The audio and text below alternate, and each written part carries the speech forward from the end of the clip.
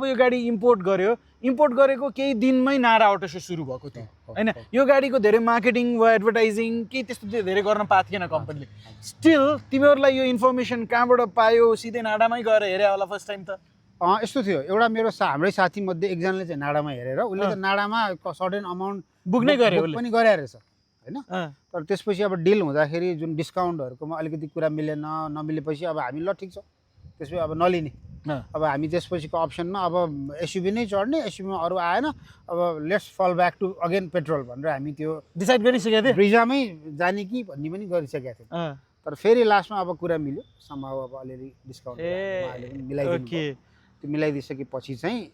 अनि लियौँ अब लिँदाखेरि त त्यो बेलामा अब तिमीले भने जस्तो एकदमै गाडी छैन अब मार्केटिङ डिमान्डमा थियो नि फर्स्टमा नारा अटो सोमा यो त शो स्टपर थियो त्यतिखेर धेरै इभीजहरु थिएन यो साइजमा यो ग्राउन्ड क्लियरेन्स वाला यो सबै फिचर्सहरु भएको इभी थिएन अफ कोर्स यस अर्को चाहिँ यसको ग्राउन्ड क्लियरेन्स पनि अब 190 mm हैन राम्रै थियो अलिकति त्यो हिसाबमा पनि र उहाँहरूले पनि एकदमै यही दशैं तिहार ठ्याक्कै तिहार लगत्तै लिएको हो अघि त्यो 2023 को त्यो बेलामा चाहिँ अनि हैन लिइहाल्नुस् फेरि यो पुसबाट भाउ बढ्छ अब यही अब यो मार्केटिङ फन्डा अब यो सबै चिज पनि होला हैन ट्याक्स बढ्छ अर्धवार्षिक के भन्छ नि त्यो वाला बढ्छ भन्न थाल्नुभयो अनि त्यसपछि बजेट अनाउन्समेन्ट के चीजहरु आउँछ नि बीचमा okay now that's the story behind how Pratul decided to buy series 3 what all were the options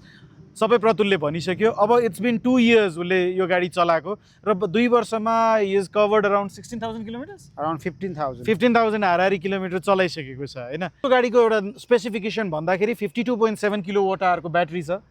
range 100% हुँदाखेरि 350 देखाउँछ यो गाडीले त्यही नै देखाउँछ होला देखाउँछ त्यति नै देखाउँछ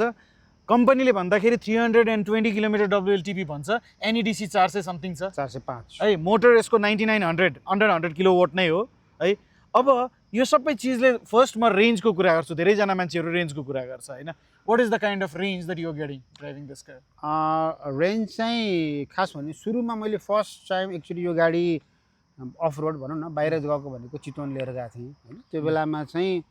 मलाई टेस्ट पनि गर्न मन लाग्यो पहिलोचोटि हो हैन यो के हो सबै मोड डिफ्रेन्ट मोड अनि मैले throughout the sport normal AC on गरेर चलाएँ अनि फर्किने बेलामा फेरि मैले त्यसलाई चेन्ज गरेर इको र नर्मल दुईटा स्पिड गरे कति थियो जाने बेलामा रेन्ज कति पाएको थियो जाने बेलामा त ओह्रालो हुँदाखेरि खासै त्यहाँ यो हाम्रो नागढुङ्गाबाट तल तिम्रो उसम्म 900 सम्म त खास ज्यादै जादैन पर्सेन्टेजै ज्यादा उल्टो रिजन 3-4% त रिजन हुन्छ हैन त्यसपछि राम्रै रेन्ज दिएको थियो त्यो बेलामा चाहिँ जाँदाखेरिको रेन्ज त अलमोस्ट 350 माथि नै थियो होला 350 माथि थियो माथि नै थियो होला हैन